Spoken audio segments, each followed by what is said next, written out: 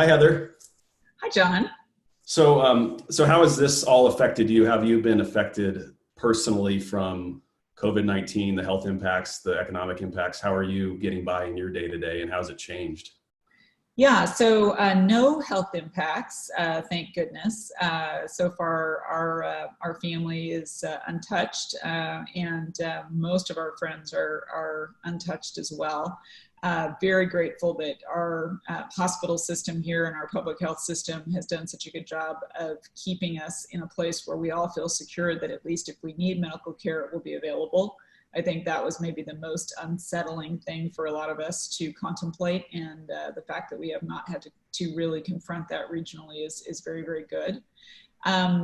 In terms of my life, I would say it's been just sort of a very hard pivot to a different life. I am used to seeing a lot of people and being very mobile, both locally and on airplanes and whatnot. And so getting to the point now where I'm craving the opportunity to get on a plane to go someplace for a crappy buffet meal in a bad hotel is a weird place to be, but I am craving that, and I think a lot of other people are too.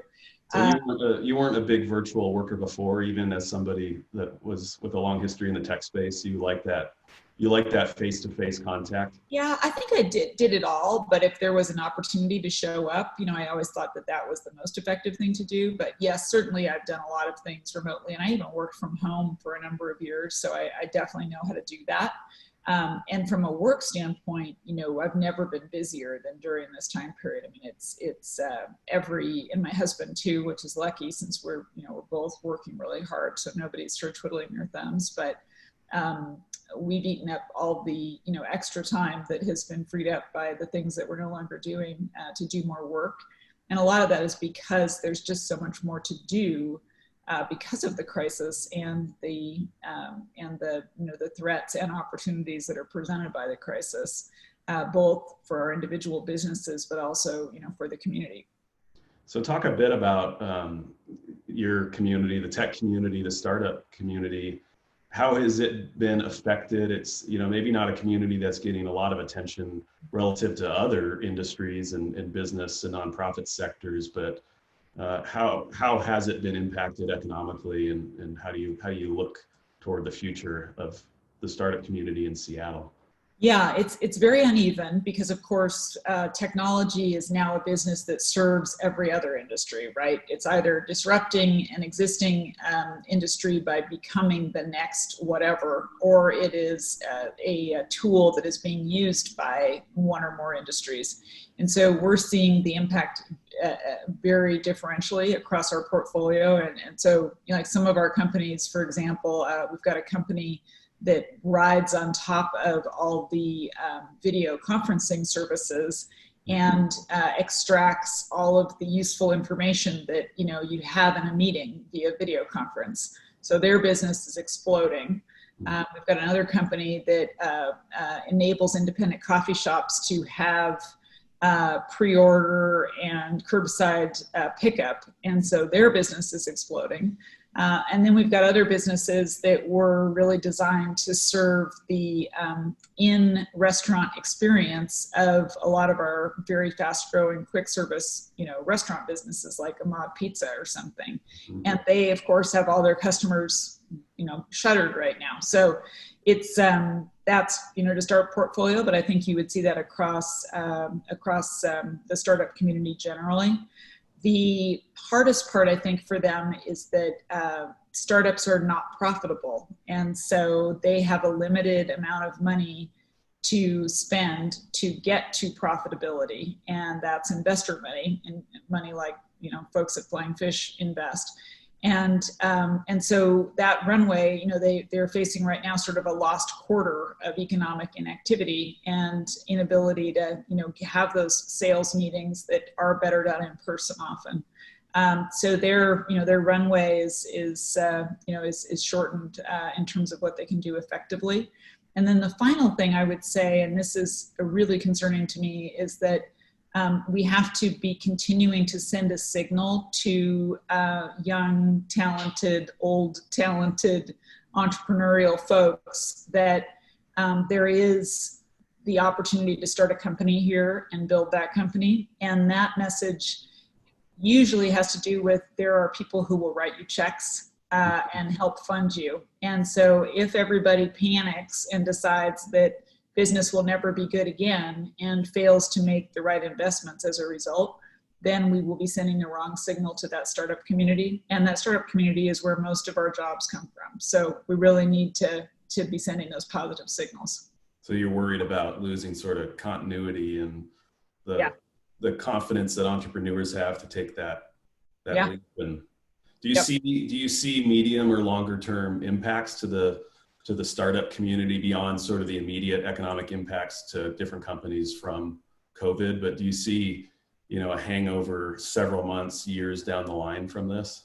Yeah, it's interesting. So one of the things that people in tech know, but it's still hard to internalize in times of great, sort of fear like now, is that the best time to start a company is at a time like this, because you get a lot of things for less money. You get people, you get space, you get infrastructure much more cheaply. You get, right now, Facebook ads are dirt cheap, for example. So there's a lot of things that you can use to kind of get your startup going more cheaply.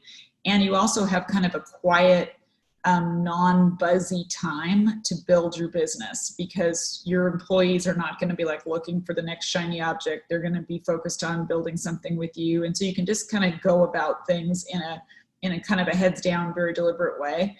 And the best companies are often, built kind of coming out and in the depths of a recession. So from a long-term perspective, we're super excited to be investing right now. The other interesting thing is I don't think we've ever had in the history of certainly sort of startup tech VC-backed land a sharp cultural change like this. And so whole new opportunities are being opened up by the changes that we're seeing in people and business behavior as a result of this crisis. And I just was talking to a startup this morning, and the CEO, she was telling me about kind of what the use case was. And I'm like, you're worried about selling it right now, but the cultural shifts that are happening mean that your business has incredible legs going forward. And so you just need to kind of say, yeah, we're getting some benefit right now, but we're going to be all in on this, once we're all back to, quote unquote normal, because some of these cultural shifts are going to be very long standing. And that's right. A thing. Yeah, we're all having to live, work, behave, move around much differently, and a lot with us. Think if you had to buy a new house right now, what you would be looking for in that new house might be very different than what you would have looked for 6 months ago. Right. A 500 square foot office would be excellent, right? With a door that locks. Yeah, exactly. Soundproofed. So I know you've been doing a lot of thinking around what the recovery looks like, and we're all trying to sort of understand how fast can we come out of this? How quickly can we get back to normal? What's your outlook and thinking around the climb back? And is it going to be slow, or are you of the mind that we can recover more quickly? Yeah, I think it's going to be slow in some ways and quick in others. I guess, I'm not very focused on predicting. I'm more focused on what can we do to do the best job that we can. There has never been a time, and this is going to sound like a commercial for DSA, but there has never been a time when the organizations such as DSA and the Washington Technology Industry Association and Challenge Seattle and the Chamber, any association of particularly business folks that exists today is just vitally important as we go through this next era, because we need to coordinate in ways that we have never coordinated before, and we need to share best practices in ways that we never have before, and we need to harness our combined buying power, our combined ability to speak to government and to collaborate with government. There's just a huge job here, and so what I've been trying to do is at least with respect to the tech sector, try to help people get integrated with the planning and the information sharing and the joint action that needs to occur for all of our industries to get people back to work. And tech in many ways is one of the most flexible in terms of our ability to work from anywhere and in a lot of different ways, but we rely on a vital economy just as much as anybody else does, if not more so. And so, we need to be alert to how we can be helpful. And just part of that being helpful is just to get involved and get in the pool with everybody else, so that we're not sort of off to the side kind of doing our own thing. So a lot of my time and effort over, I think, the next few weeks will just be in trying to connect dots and get the right people talking to one another, and get people who maybe have not been joiners to join and be part of a larger community and a conversation. Yeah, I like that point. And let's spend our time planning, not predicting, and the importance of the public and private sector doing it together. And it's been great to watch a lot of that happen over the last several weeks and months as we sort of got into this, and to figure out the decisions that needed to be made from a health perspective, and how do we keep that going to make decisions and plan to get out of this and get our economy back, I think is really important.